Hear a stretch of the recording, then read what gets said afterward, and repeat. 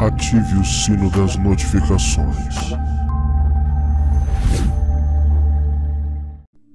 Olá, meus ilustres amigos e amigas, bem-vindos a mais um vídeo no canal Verdades Ocultas da Bíblia. Preste bastante atenção ao conteúdo deste vídeo, pois eu lhe trarei informações históricas e arqueológicas relevantes para que você compreenda uma das maiores narrativas criadas na Bíblia hebraica. Vamos ler agora Livro do Gênesis, capítulo 36, versículos 8 e 9. Portanto, Esaú habitou na montanha de Seir. Esaú é Edom. Estas, pois, são as gerações de Esaú, pai dos edomeus, na montanha de Seir. A realidade é que o personagem bíblico chamado Esaú não tem nenhuma conexão histórica ou arqueológica com o território que identificamos como Terra de Edom, Reino de Edom, posteriormente. O livro do Gênesis retrata Esaú como o pai dos edomitas, mas tais conexões surgem de uma variedade de erros por parte dos editores bíblicos. O atributo físico mais notável de Esaú era o seu espesso cabelo ruivo por todo o corpo. O nome Edom, com o qual Esaú é identificado, significa vermelho, e o nome surge da grande quantidade de arenito avermelhado ali encontrado. Literalmente, estamos falando de uma identificação geográfica e não da identificação de uma pessoa ou de um grupo de pessoas. A Bíblia também coloca o Monte Seir dentro de Edom, território que é uma parte importante da região edomita. O nome Seir significa peludo e é a combinação deste nome com o nome Edom, que significa vermelho, que explica a ligação do ruivo Esaú com Edom. Então os nomes peludo e vermelho fazem a conexão com a identificação literária do personagem Esaú. Nós iremos entrar nos meandros históricos e arqueológicos desta região. Mas antes, falando ainda da evidência interna da Bíblia,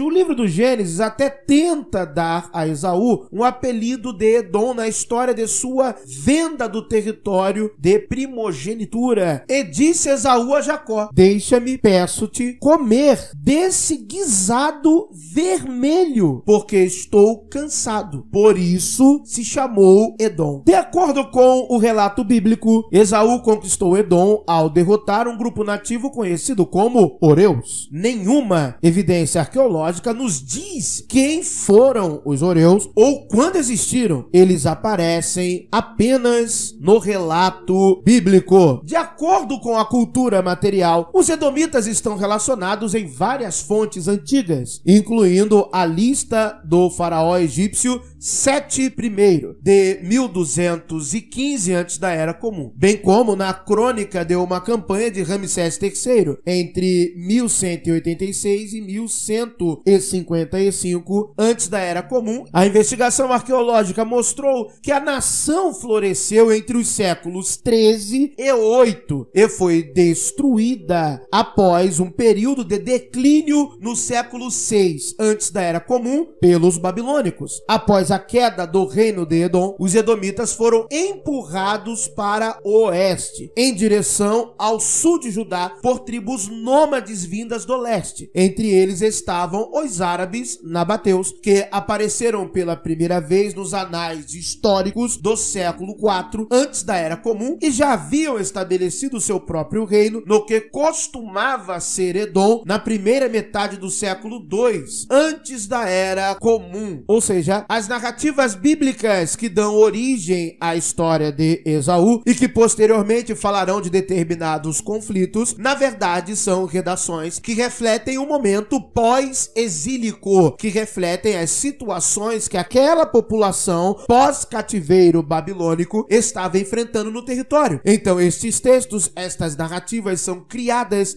são inventadas, que na verdade refletem aquela realidade e não uma realidade de um passado muito distante distante de patriarcas com uma origem comum que por razões ora estão se entendendo e se desentendendo. Escavações mais recentes mostram que o processo de colonização edomita nas partes sul do reino de Judá e partes do Negev até Tina já havia começado antes da destruição do reino por Nabucodonosor II, em 586, antes da Era Comum, ambos por penetração pacífica e por meios militares, e aproveitando o já enfraquecido Estado de Judá. Uma vez expulsos de seu território, os edomitas se estabeleceram durante o período persa em uma área que compreendia as colinas ao sul da Judéia até a área ao norte de Beer-Sheva. Edom de fato deixará de existir como um estado no século VI,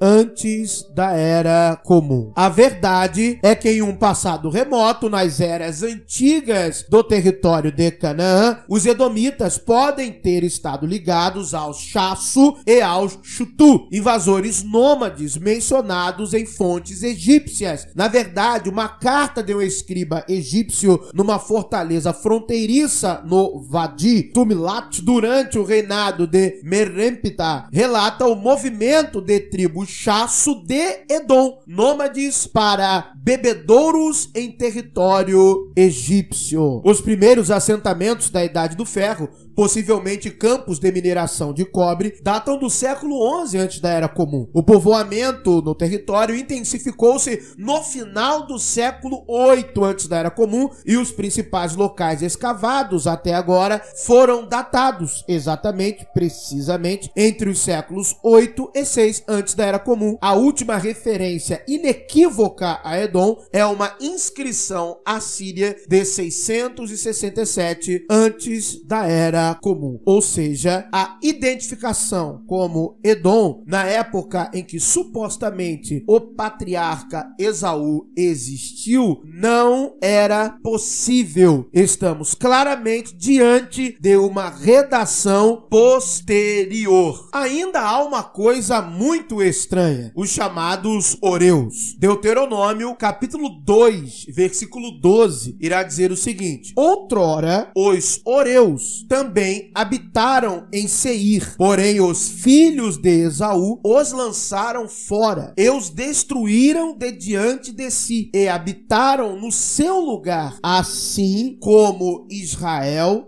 fez a terra da sua herança, que o Senhor lhes tinha dado. Os versículos 10 a 12 do capítulo 2 do livro de Deuteronômio são considerados acréscimos ao livro de Deuteronômio. E uma explicação, além das questões exegéticas e também paleográficas, uma das explicações interessantíssimas reside na seguinte lenda egípcia. Alguns egiptólogos irão dizer que a imagem de Esaú deriva-se da imagem do deus Sete e que a vitória de Esaú sobre os Oreus, olhe, Oreus com H, corresponderia aos reis Ixos, adoradores de Sete no Egito, derrotando o exército do rei Horus ou Horus de Tebas. Seria então, de acordo com alguns egiptólogos que se debruçam sobre as questões bíblicas, os redatores bíblicos, tendo erroneamente conectado Esaú com Edom, presumiram também erroneamente que ele conquistou os Oreus em Edom, quando a história, na verdade, reflete eventos históricos dos Egitos. Realmente, não podemos negar a coincidência. Oreus, Horus, a questão avermelhada para Sete e Esaú e a imagem desse deus, ou o seu arquétipo, a sua simbologia, é mais antiga do que a redação do patriarca bíblico lendário Esaú. Gostaram do conteúdo desse vídeo? Arqueologia, história, dados, evidências, informações e ainda questões mítico-lendárias da Mesopotâmia e do Egito, quer outros tipos de conteúdo aqui também, coloque nos comentários do canal. Muito obrigado por terem assistido a mais um vídeo no canal Verdades Ocultas da Bíblia. Que o verdadeiro Deus abençoe a todos. Se você não crê em um Deus, está tudo certo, meu amigo ateu, que a sorte e a fortuna lhe acompanhe.